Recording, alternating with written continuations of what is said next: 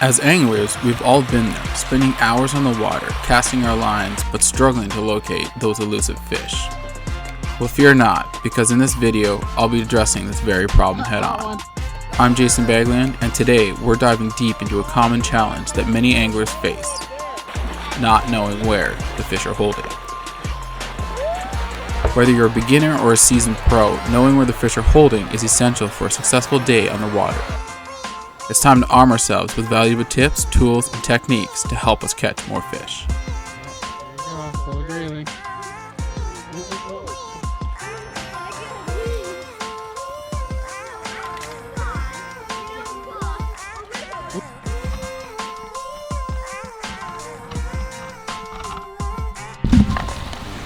Spot number one, bust. So here you go.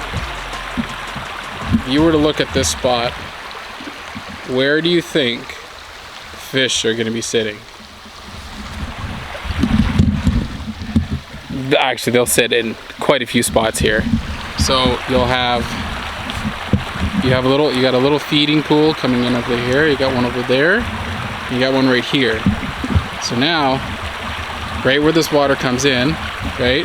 You can see, I don't know if you can see with the camera or not, but it drops right there. And then you have tree, which is covered. So right there would be a good spot. You could have fish sitting there looking for oxygenated water. And if you pull back right here, you have fish sitting right in here. So they'll sit in here.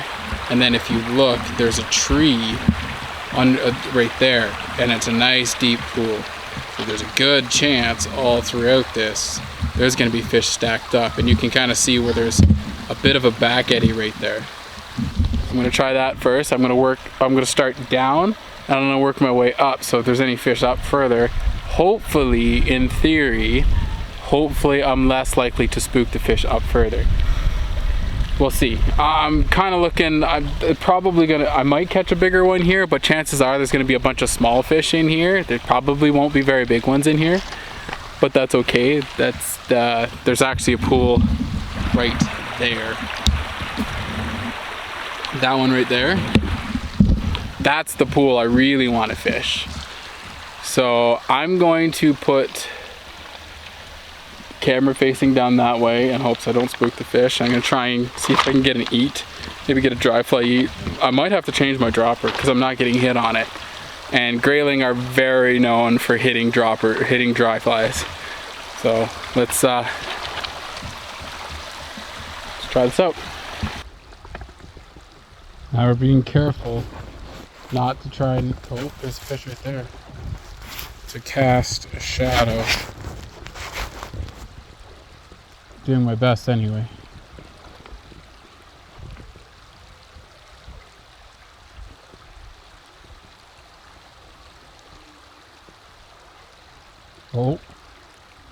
Oh, yeah, one came and ate it.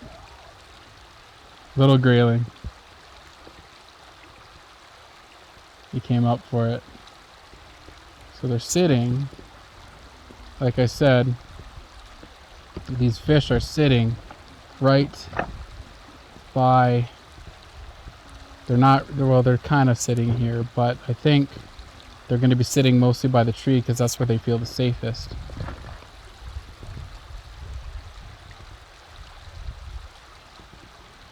Okay, let's try this. There we go. So let's get a little bit closer to the tree. Oh, darn it, I moved it. Couldn't see it for a second. Waiting for the grayling to come up. Oh, there he is. Go! Oh! Had one. He had it. He was waiting for it. He was sitting. That's what's nice too. If you get up as far as you can and you try to work the run down, generally you'll set yourself up where the drift is going as it needs to, and the fish has seen it, so they'll actually go for it. Sometimes if you don't want to drop it like right on their head, you want to go above their head, right? try this. There we go. Try and mend it too right away. Don't wait. Watch the dry dropper. Keep your line tight. Oh, missed him. Little guy again.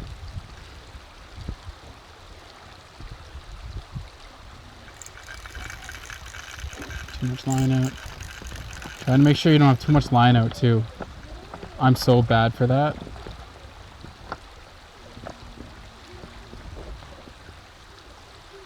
Keep it tight. Wait for him to go for it. Wait for it. I might have stung him too much. Might have spooked all the fish. I think we hooked a couple. But anyway. Okay, I think we spooked them all.